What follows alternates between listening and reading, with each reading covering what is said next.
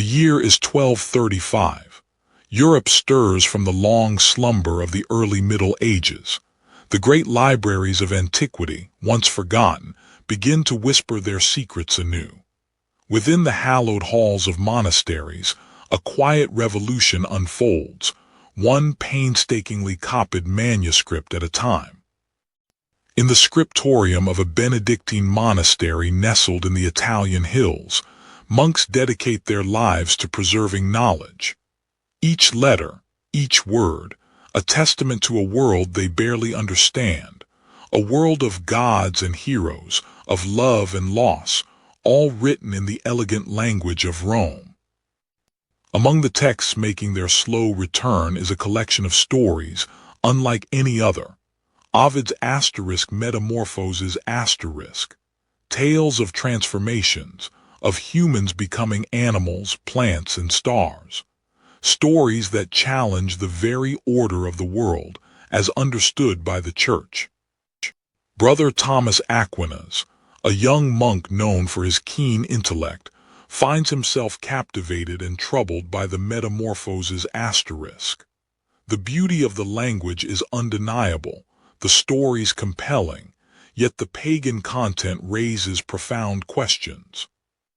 He grapples with the central dilemma. How can these pagan myths be reconciled with the teachings of Christ? Can these stories, filled with gods and goddesses, offer any truth to a Christian world?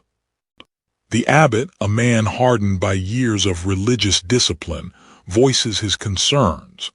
The Metamorphoses asterisk, with its tales of lust, violence, and capricious gods, risks corrupting the minds of the faithful. Such pagan folly must be approached with caution. But Brother Thomas sees something more. He believes that even in these ancient myths, echoes of divine truth can be found. Perhaps, he muses, these transformations are not mere pagan fantasies, but allegories, veiled lessons waiting to be unveiled. He begins to dissect the stories, searching for hidden meanings. Daphne's transformation into a laurel tree, he suggests, could represent the soul's flight from earthly desires, a yearning for spiritual purity. The Metamorphoses asterisk spreads through the monastic orders like wildfire. Some monks share Thomas's curiosity, others fear the pagan influence. The debate rages on, hidden within the quiet walls of the monastery. The tale of Deucalion and Pyrrha, survivors of a great flood, is considered. Some find a parallel to Noah. Perhaps Ovid's stories are echoes of ancient knowledge, distorted by time but still resonant with universal truths. Brother Thomas presents his interpretations to the abbot, carefully articulating his belief that the Metamorphoses asterisk, when properly understood, can serve as a tool for moral instruction, a testament to God's power, even if veiled in pagan guise. The rediscovery of Ovid has opened a new door. The shadows of antiquity stir in the medieval world, challenging, provoking, and ultimately enriching the Christian imagination. The journey of reconciliation has only just begun. Eleanor of Aquitaine, queen, widow, and duchess in her own right, held court not merely over lands but over ideas. The echoes of classical learning, long dormant, now resonated within the very stones of her castles. Her court was a haven for troubadours, poets, and scholars, a place where the ancient tales of gods and heroes were not just recited, but dissected, debated, and reimagined. Eleanor commissioned magnificent illuminated manuscripts, each page a testament to her love for the classical world. The stories of Ovid, in particular, captivated her imagination. The transformations, the passions, the triumphs and tragedies of Ovid's characters resonated deeply within her. She saw reflected in them the complexities of human nature, the eternal dance of love and loss. Life at Eleanor's court was a tapestry woven with threads of courtly love, intellectual pursuits, and artistic expression. Classical themes permeated every aspect of their entertainment. Grand feasts were held, where the entertainment often drew inspiration from classical tales. The gods and goddesses of old found new life in the performances and pageantry. Even theatrical performances were infused with classical motifs, offering a new lens through which to view ancient myths. The abduction of Persephone, the labors of Hercules, all were brought to life on the stage. Yet, Alinor was also a devout Christian. She skillfully navigated the tension between her fascination with pagan narratives and the demands of her faith. The sacred and the profane coexisted in her world, each informing and enriching the other. She believed that even in the pagan myths, there were echoes of truth and beauty to be found. She sought the counsel of theologians, exploring the allegorical interpretations of the Metamorphoses asterisk, searching for hidden meanings that could reconcile pagan wisdom with Christian doctrine. Brother Thomas, with his keen intellect, offered insightful interpretations, revealing the moral lessons embedded within the ancient tales. Alinor's patrona ensured that the stories of Ovid would continue to resonate, shaping the artistic and intellectual landscape of the medieval world, and passing on to future generations. Master Jean de Meun, a scholar driven by an insatiable curiosity, embarked on a task that would bridge the ancient world with the burgeoning culture of medieval France. He sought to bring the wisdom and stories of Ovid to the people, not in the rarefied Latin of the church and the academy, but in the vibrant, accessible language of the streets, French. The decision to translate the Metamorphoses into the vernacular was not taken lightly. It was a bold move, potentially fraught with peril. The church held a firm grip on knowledge, and the dissemination of classical texts, particularly those filled with pagan deities and tales of earthly desire, was viewed with suspicion. The challenge was immense. How to render the elegant Latin of Ovid into a language still finding its literary footing. How to capture the nuances of classical mythology for an audience steeped in Christian dogma. How to avoid accusations of heresy while still preserving the spirit of the original. Jean understood that a literal translation would be insufficient.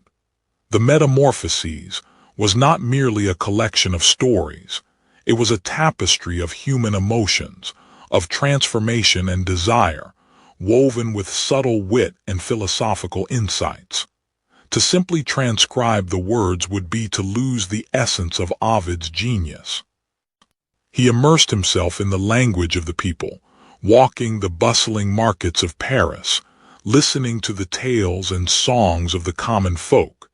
He sought to imbue his translation with the lifeblood of the French tongue, making it accessible and engaging for all. Jean also consulted the vast libraries, poring over commentaries and interpretations of Ovid's work. He sought to understand the deeper meanings embedded within the myths, the allegorical potential that could resonate with a Christian worldview. His methods were not without controversy. Some scholars criticized his liberties with the text, accusing him of diluting Ovid's artistry and introducing potentially dangerous ideas to the uneducated masses. Even Brother Thomas Aquinas, a man dedicated to the synthesis of faith and reason, found himself pondering the merit of Jean's endeavor. He saw the potential for misinterpretation, but also recognized the inherent human desire for storytelling and the enduring power of classical wisdom. Despite the criticism, Jean pressed on, driven by his conviction that Ovid's stories held valuable lessons about human nature, love, loss, and the transformative power of art. He believed that, properly understood, these tales could enrich the lives of his contemporaries and offer a new perspective on the world. In the courts of the nobility, like that of a leaner of Aquitaine, Jean's translation found a receptive audience. The stories of Ovid, now rendered in the elegant French vernacular, provided both entertainment and a source of intellectual stimulation. The completed translation, painstakingly copied and illuminated, became a prized possession, a testament to the enduring power of classical literature and the transformative potential of the vernacular language. Jean de Meun's Roman de la Rose *, which also incorporated elements of Ovid's work, became a foundational text of French literature, forever altering the literary landscape and paving the way for future generations of writers to explore the complexities of human experience through the lens of classical wisdom. His translation of Ovid was a success. Within the hallowed halls of Monte Cassino, Brother Thomas Aquinas grappled with Ovid's Metamorphoses *. The pagan tales, so vibrant and captivating, posed a challenge to his unwavering Christian faith. How could these stories of gods and transformations be reconciled with divine truth? He began to see the stories as allegories, veiled truths hidden beneath the surface. The transformation of Daphne into a laurel tree, for instance, could be interpreted as the soul's rejection of earthly temptations in favor of divine grace. See how the mortal flees earthly love for the eternal love, Thomas argued, his voice resonating with conviction.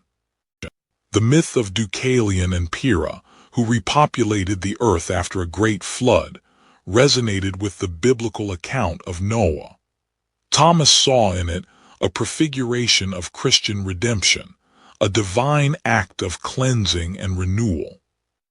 Each myth was carefully dissected, its pagan elements stripped away to reveal a Christian core.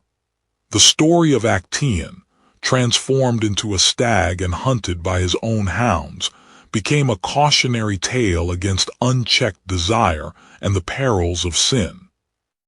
Not all agreed with Thomas's interpretations. Some argued that the Metamorphoses was inherently pagan and should be shunned.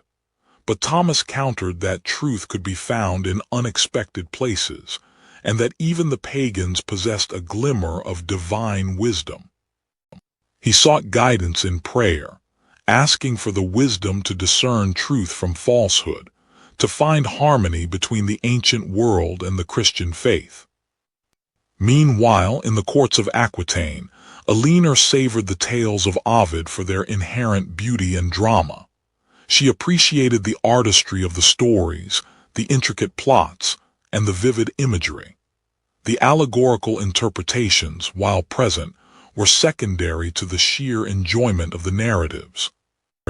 Master Jean de Meun, engrossed in his translation, wrestled with similar questions. He recognized the potential for allegorical readings, but also believed in the importance of preserving the original spirit of Ovid's work. Brother Thomas, continuing his study, meticulously compared various translations, seeking the most accurate representation of Ovid's words, allowing him to further refine his allegorical interpretations. Jean de Meun would later find himself defending his approach, arguing that a deeper understanding of human nature, even in its flawed and pagan form, could ultimately lead to a stronger faith. Brother Thomas, through his diligent work, contributed to a growing acceptance of classical learning within the Church. His allegorical interpretations provided a framework for understanding pagan mythology in a way that was both intellectually stimulating and spiritually enriching. Eleanor, surrounded by the fruits of her patronage, understood that Ovid's legacy would endure, not just as a collection of captivating tales, but as a mirror reflecting the complexities of the human condition, a testament to the power of transformation, and an invitation to seek deeper meaning in the world around us. The Metamorphoses did not just live in the minds of scholars. It blossomed onto the parchment of the age. Illuminated manuscripts became vibrant tapestries, weaving Ovid's tales into the very fabric of medieval visual culture. For patrons like Aliner, the Metamorphoses offered a spectacle. Artists reimagined the classical world through a medieval lens, clothing gods and heroes in the garb of knights and ladies.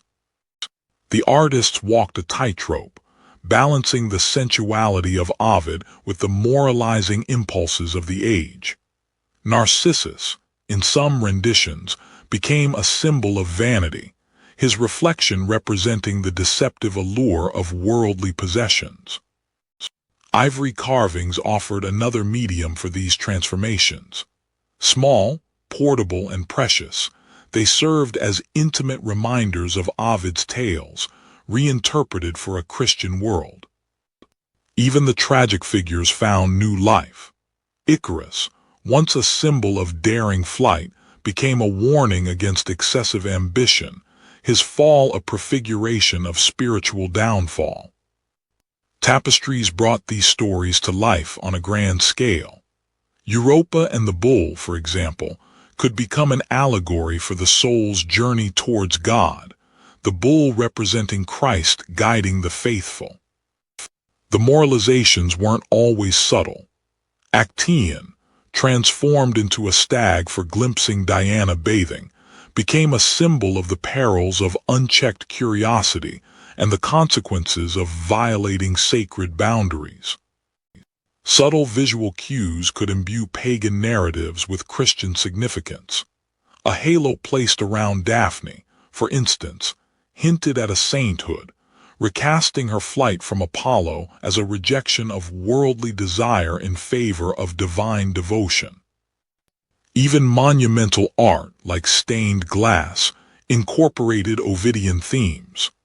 The flood, a cataclysmic event described by both Ovid and the Bible, offered a point of comparison, sparking debates about the nature of divine justice and the origins of humanity. Aquinas saw glimpses of Christian truth within the pagan myths. Orpheus's descent into the underworld to rescue Eurydice, he mused, mirrored Christ's own journey to redeem humanity, a testament to the universality of sacrifice and redemption.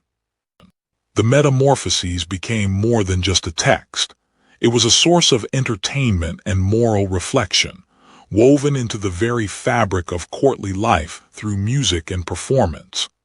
Echo's unrequited love and Narcissus's self-obsession resonated with audiences, prompting contemplation on the vagaries of human relationships. Ovid's influence extended far beyond the illuminated page. His stories permeated vernacular literature, shaping the plots, characters, and themes of countless romances and allegories. The Metamorphoses asterisk, transformed and reinterpreted, had become an integral part of the medieval imagination. Poitiers, 1182. Aliner's court was a crucible where the ancient world met the medieval. Here, tales of Ovid were not condemned but celebrated, woven into the very fabric of courtly life. The air was thick with romance, fueled by stories of gods and mortals entangled in webs of desire and transformation. Minstrels sang of Apollo's unrequited love for Daphne, her escape from his grasp turning her into a laurel tree. Ovid's tales served as veiled commentaries on the passions and intrigues that swirled within the court. Betrayal, jealousy, and unrequited love found echoes in the stories of Pyramus and Thisbe, Procris and Cephalus. Courtly rituals were infused with Ovidian symbolism. A knight might receive a token bearing the image of Narcissus, a warning against vanity, or a laurel wreath, a symbol of enduring fame and poetic inspiration. Even the hunt, a favorite pastime of the nobility, was interpreted through the lens of transformation. The swift falcon, a predator transformed into a symbol of nobility and skill, echoed the metamorphoses of Ovid's characters. Meanwhile, Master Jean de Meun labored tirelessly, making Ovid accessible to a wider audience. His translation allowed the stories to permeate the culture, shaping the very language of love and loss. Brother Thomas, ever vigilant, examined Jean de Meun's work with a critical eye, seeking to reconcile the pagan narratives with Christian doctrine. Was there a deeper truth hidden within these tales of transformation? Artists captured the essence of Ovid's stories in vibrant illustrations, transforming parchment into windows onto a world of mythical beings and dramatic events. Pygmalion's love for his creation became a symbol of divine artistry. Elinor herself reveled in the beauty and complexity of these tales. She saw in them not merely entertainment, but reflections of the human condition, its triumphs and its follies. The stories of transformation were brought to life on the stage, with actors embodying the roles of gods and mortals, their performances captivating audiences with tales of love, loss, and the power of music. And so, the metamorphoses seeped into the very air of the court, shaping the way people understood love, beauty, and the ever-changing nature of existence. Ovid's words became the language of romance, whispered in moonlit gardens. From the heart of Elinor's court, the Metamorphoses spread its influence, a testament to the enduring power of stories and the transformative potential of art, forever entwined with the spirit of courtly love and the medieval world. Master Jean de Meun faced a tempest of criticism. His Roman de la Rose asterisk and his Ovidian translations, though celebrated by some, were deemed by others as dangerously close to heresy. Whispers of scandal and accusations of corrupting the youth filled the Parisian air. Even within the church, opinions were divided. Brother Thomas Aquinas, while appreciating the allegorical possibilities within Ovid, recognized the potential for misinterpretation. He wondered if Jean's translations were truly serving a higher purpose or merely indulging in the sensational. Called before a council of scholars, Jean de Meun defended his work with fiery eloquence. He argued that the stories of Ovid, while seemingly pagan, contained profound insights into human nature, our passions, our follies, and our capacity for both great good and terrible evil. Elinor of Aquitaine, ever the champion of courtly love and classical learning, remained a staunch supporter of Jean de Meun. She saw in his work not heresy, but a continuation of the great literary traditions of the past, a vital link to the wisdom of antiquity. Aquinas, ever striving to reconcile faith and reason, acknowledged that pagan stories could offer valuable moral lessons, albeit cloaked in the veil of allegory. The transformations in Ovid, he pondered, could symbolize the soul's journey toward God, its struggles against sin, and its ultimate redemption. Are we to ignore the wisdom of the ancients simply because they predate our faith? Jean de Meun challenged his critics. To understand ourselves, we must understand those who came before, even if their beliefs differ from our own. Elinor's court became a haven for those who dared to explore the boundaries of knowledge. She fostered an environment where classical texts could be appreciated not as threats to faith, but as valuable sources of inspiration and understanding. Aquinas, in his own way, subtly integrated classical ideas into his theological framework. He saw in Aristotle and Plato a prefiguration of Christian truth, a natural law that pointed towards the divine. Jean de Meun found justification for his work in the very world around him. He observed the same passions, the same desires, the same struggles that Ovid had depicted centuries before. Human nature, he believed, remained constant, regardless of faith or era. Alina understood the power of stories to shape hearts and minds. She saw in the metamorphoses not merely entertainment, but a mirror reflecting the complexities of human experience. Aquinas sought to elevate the pagan narratives, to find within them echoes of divine truth. He believed that all knowledge, rightly understood, ultimately led to God. Despite the controversy, Jean de Meun persisted. He knew that the path of knowledge was rarely smooth, but he believed that the pursuit of wisdom, even through potentially treacherous territory, was a journey worth undertaking. The Metamorphoses asterisk in his hands became a bridge between two worlds, a testament to the enduring power of transformation. The desire to reconcile Ovid with Christian teachings led to inventive adaptations. Among these, the Ovid Moralissae stands as a testament to the medieval mind's capacity for allegorical interpretation. Master Jean, ever the pragmatist, saw the Ovid Moralissae as a means of making Ovid palatable to a wider, more pious audience. It was a lens through which the classical world could be viewed without fear of damnation.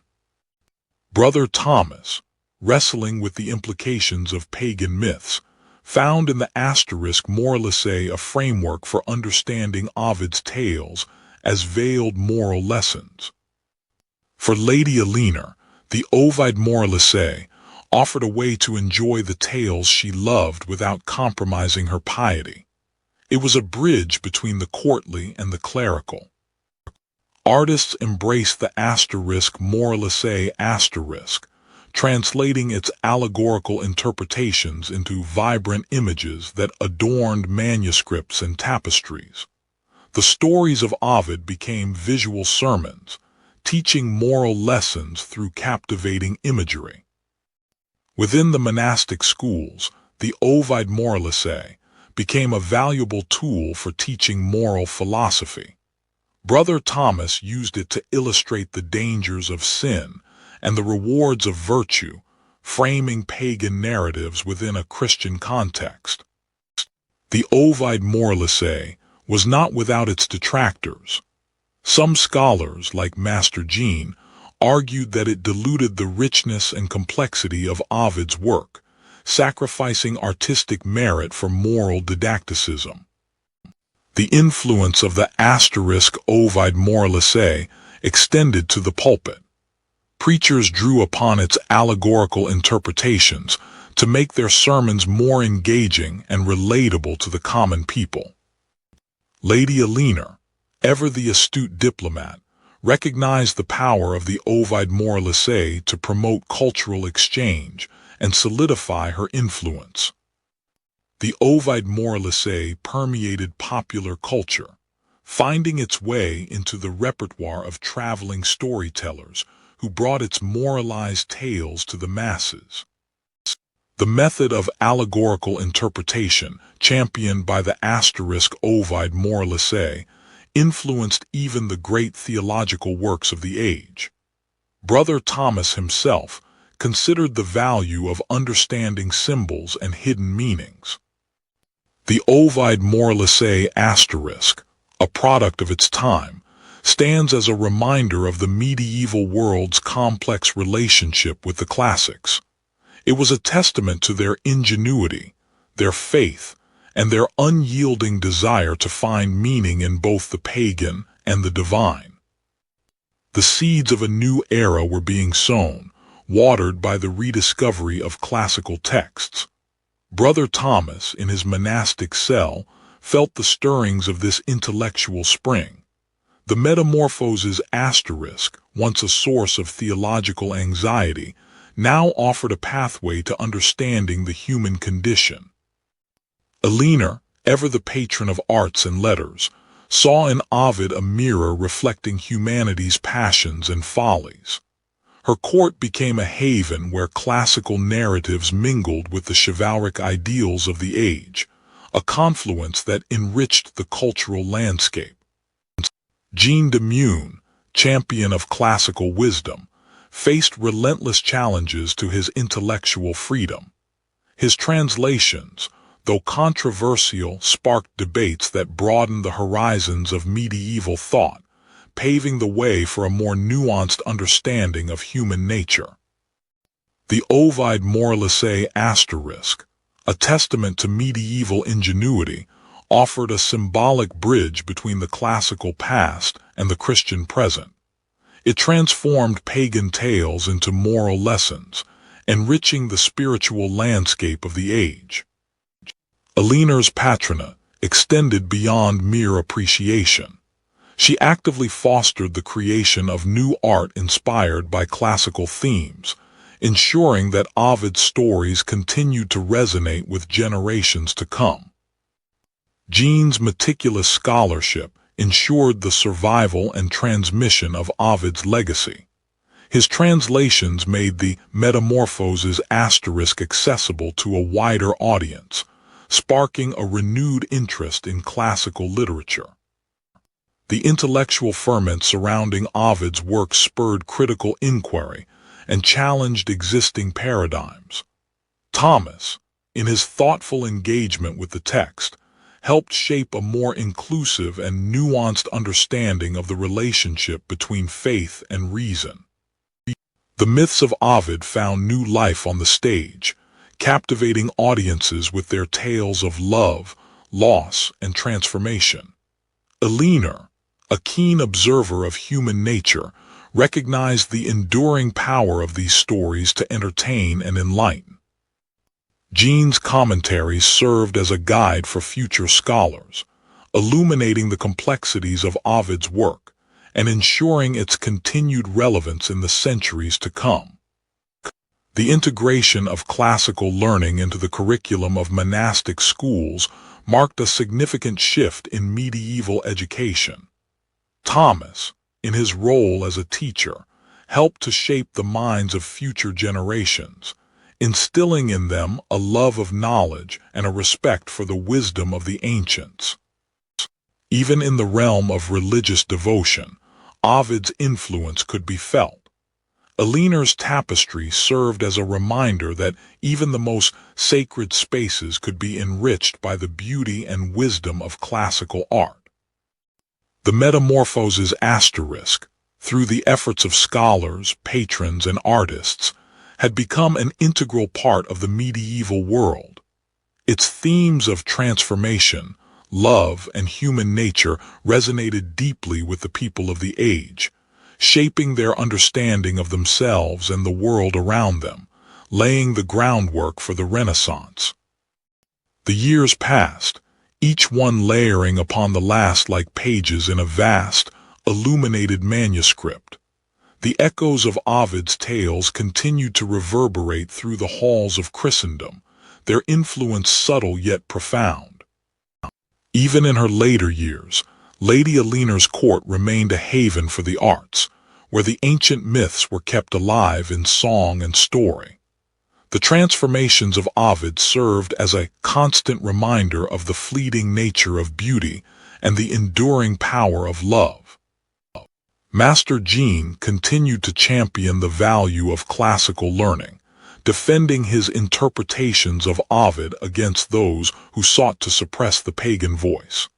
He believed that by understanding the stories of the past, one could better understand the human condition.